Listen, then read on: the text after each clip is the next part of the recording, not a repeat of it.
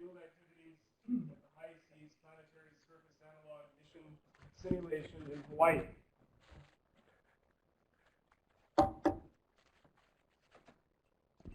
That's his talk. That's my talk. So he's next in this. Okay, well, they gave us the wrong agenda. Okay. All right. You want to go? I can go, yeah, that's fine.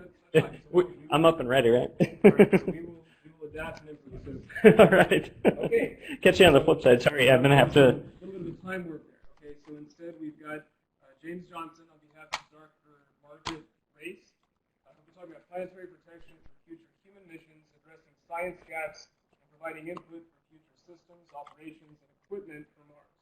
All right, thanks for that introduction. It gave me just enough time to get the mic rehooked up. So, unfortunately, Margaret wasn't able to go ahead and attend, so you get kind of second tier here. Apologize for that, but I'll try and give a kind of a good background into planetary protection and really what the path is forward for human exploration that we're working on, and we're actually going to be actively seeking input from the science and technology development communities as we go ahead and move forward. I realized in preparing this presentation, a definition was kind of missing from it. I assume most folks here understand what planetary protection is, but I've also learned it's very dangerous to always assume.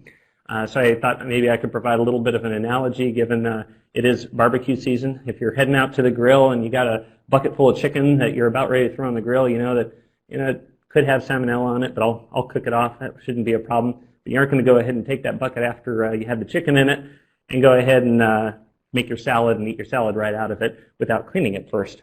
So that's the core of cross-contamination, and planetary protection is at its core related to biological cross-contamination between biospheres. So now that we all have the same definition,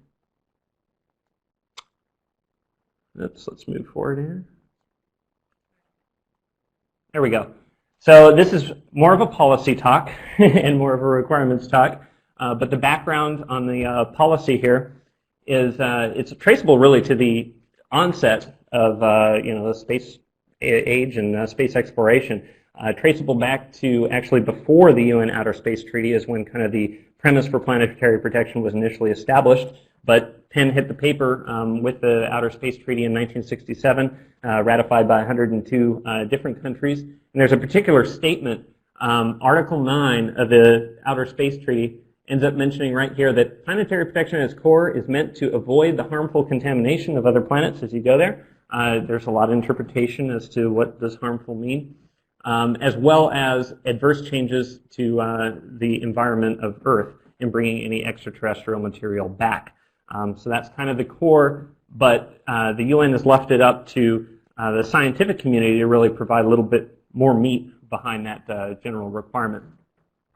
A couple of key facts that I thought I'd point out, because sometimes there is a little bit of confusion of when does planetary protection apply, when does it not.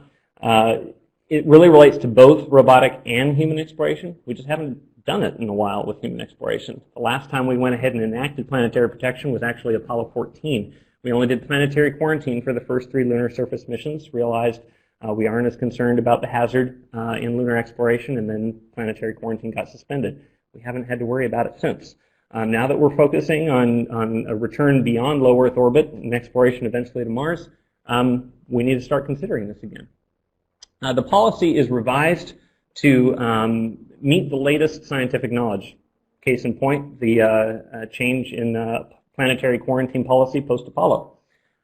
It applies to both government and non-government entities under the member state that ratified the UN Outer Space Treaty. So in any partnerships that NASA has and any non-government entities in any other country that is partner to a signatory on that treaty, they have to uphold planetary protection policy and so show how they are doing that. Because we've been talking a lot about near-Earth objects and the moon throughout the past couple of days, I do want to stress that the moon and most near-Earth objects fall into a certain category of planetary protection where we aren't really concerned about cross-contamination as much. Okay? It depends on the asteroid body that we target. That's kind of a discussion for another time. But for the most part, there really aren't significant operational restrictions in terms of planetary protection and visiting those bodies. At its core, it's really about just being responsible in terms of the exploration.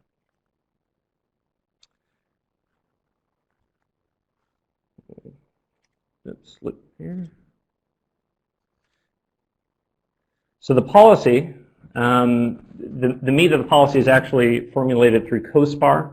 Again, it hints at avoiding forward contamination, avoiding back contamination, and making sure that the requirements meet the destination. You aren't going to have one set of requirements for all destinations. It really depends on what kind of exploration activity you're going, where you're visiting, what kind of science you're trying to accomplish. Again, we hadn't really exercised it since Apollo, but that has set a precedent for human missions, and we do plan to go ahead and modify it as we move forward. COSPAR in 2011 actually added an addendum to policy to provide some guidelines for human missions and how we would go ahead and actually execute human missions and uphold planetary protection policy. That's kind of the very first incipient step on our path to eventually formulating a little more in-depth policy for planetary protection and human missions. There's two key pieces in that policy I wanted to point out, because some folks have kind of this thought that planetary protection is meant to be overly restrictive and really curb a lot of human exploration. The policy right away mentions that forward contamination, will occur to some degree. We want to control it as much as possible. We want to understand that which occurs, but there's an understanding that you can't have an entirely closed system. It also says that there's an understanding that crew members and their systems are going to be exposed to Mars material. So we know that there is that interaction, and the policy isn't meant to completely prevent that. It's just meant to, again, do that in a responsible fashion. Now, the specific implementation of policy, and really kind of the bulk of the rest of the talk I had here, is how is NASA implementing it? Well, we have a precedent through NASA Policy Directive kind of establishing our commitment to planetary protection. It also establishes our Planetary Protection Officer, Dr. Cassie Conley, as kind of the authority for NASA in planetary protection. We also have a set of requirements for robotic missions, and those that have worked robotic missions throughout NASA's history is very familiar with 8020.12 and all the requirements that entails. For human missions, we don't have requirements yet, but that's what we're about to go ahead and build and try to put together. So our next step was really to develop a roadmap of how we plan to go ahead and build those requirements. That roadmap was just recently released. It's in the NASA policy instruction. It is available on the web, and I have a link at the end of the presentation for those that want to look at it. It essentially establishes that there's 3 areas of investigation that we want to study further and solicit input from before we build a kind of first take at the requirements. And those study areas are focused on understanding the capabilities for monitoring microbial populations aboard spacecraft, developing the technologies, and I'd argue it's also the operations for minimizing and mitigating contamination. And we also want to go ahead and study some of the environmental processes on the surface of Mars and that relation to planetary protection. I kind of tried to show it graphically here in the bottom. We've got kind of this cyclical reiteration that occurs between what is our current state of knowledge based on publications that we've been able to amass, what is our added knowledge through some of the studies that we hope to conduct, and all the while we plan to kind of iterate a draft set of requirements until we as a community are happy with that initial set that we'll hold for human exploration. So at a glance, I'm only going to point out some of the highlighted text in here. The first step that the MPI lays out is to conduct a literature survey or literature review. That, for the most part, has been completed. It'll probably be ongoing, and we update it because there's a lot of publications that keep coming out and new scientific findings that we're getting about the environment of Mars. So we're going to be adding that to some of the reference literature going into our requirements. But we were able to kind of get some initial themes coming from that literature review that we need to investigate a little further. Next step is hosting this potential workshop. We're still kind of working out the framework for that, but that's going to be to kind of solicit a current state of knowledge and understanding what are some of the gaps, get that input from the scientific community and operations and technology communities. We then plan to report the findings of that workshop up through management, secure funding for tests starting in hopefully FY16, and use those studies and information from those studies to kind of fill in a draft planetary protection requirement set. So that's kind of the general flow and process. It's a lot of fact-finding, collecting information, getting stakeholder engagement, and then progressing to a first draft requirement set.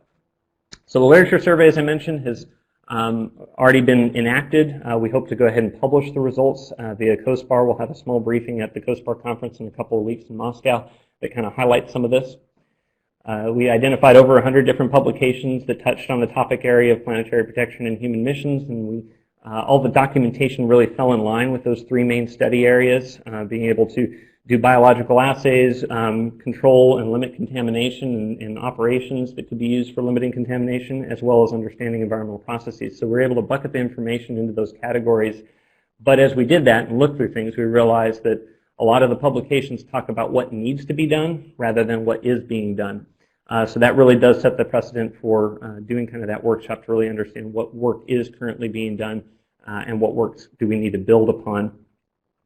We collected throughout that process a list of, I'd say requirements, but they're more like guidelines, thoughts, kind of a flowing diatribe, if you will, from publication of what would be some potential restrictions. It's a starting point, a place for us to go ahead and build and iterate on as we continue to do the studies and everything else.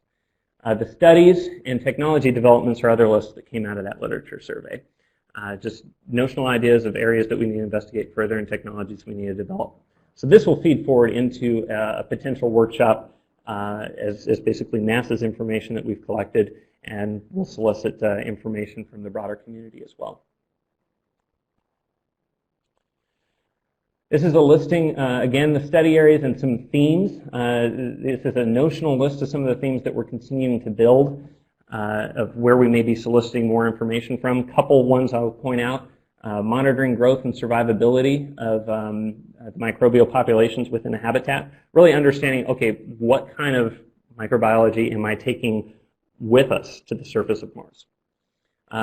Eclipse loop closure and minimizing the contamination. We have a good understanding. We're doing a lot of that great work on ISS, but we want to make sure what are the future forward plans for that.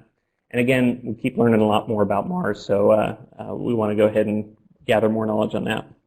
It's just a chart just to show a lot of the different areas that planetary protections cut across, a lot of the technology development. We are feeding in some of the information from the literature survey into NASA's Space Technology Roadmap that's under development. We'll continue to iterate that as we get more information. This is kind of just a summary again. The questions that we have, we're trying to identify what do we need to know, what capabilities do we need to develop, and where do we have opportunities to test. We've heard about that actually in this session a little bit. Some of the opportunities that may present themselves on the lunar surface, on asteroids, where we don't have the operational requirements and restrictions in place, but we could go ahead and exercise some of those protocols as part of a Mars feed forward. And I think that pretty much wraps it up. I'll take some questions here, but just at the end, you can't sterilize a human. We understand that. You need them for exploration. We're going to work on kind of striving a bit of a balance between scientific exploration and human exploration with respect to planetary protection. All right, very good. Thanks. Yep. So are there any questions? Yes. Very good talk. You have a huge challenge ahead of you when we go to Mars. There's a possibility that life might exist on Mars. And at what point do you say we've done enough exploration to prove that life does not exist on Mars before we start introducing our own microbiology on Mars? That's a difficult question to answer. Very difficult question. You have to prove a negative. Right. And to what degree do we need human explorers to help answer that question too? And I think ultimately it's going to come down to that as well. So we have to try and strike a balance. There are some reports that talk about zonation approaches, and as long as we investigate a certain area to the extent that we aren't as worried about the forward and back contamination in that area, maybe we establish human explorers there and kind of have robotics as pathfinders and then bring the humans in the loop later on. But humans put out billions and billions of bacteria per day, and a Mars mission would be probably several months, if not several years. Right. There's huge potential for contamination. It's a big conflict. I like to see that you're addressing this issue. It's a big problem, though. It's signal to noise, so we're trying to reduce the noise as much as possible, and that which we provide, we quantify. yeah, it's going to be a challenge. Okay, one more? Yeah. We have time for Jim Head, Brown University. Just apropos of your question, too, that the MEPAG is doing a study of special regions on the surface of Mars for robotic exploration to stay away from regions that might be sensitive, like that contain water in them or might be active at the present time, to try to avoid just what you're talking about with robotic exploration. But of course, that rules out a lot of areas since water is all over Mars. But people are being very careful from that point of view, and this is kind of like a guidebook for future robotic exploration in the interim until we get with humans as well. Yep, I All right, agree with great, that thanks. sentiment. Yeah, nice talk, very good. All right.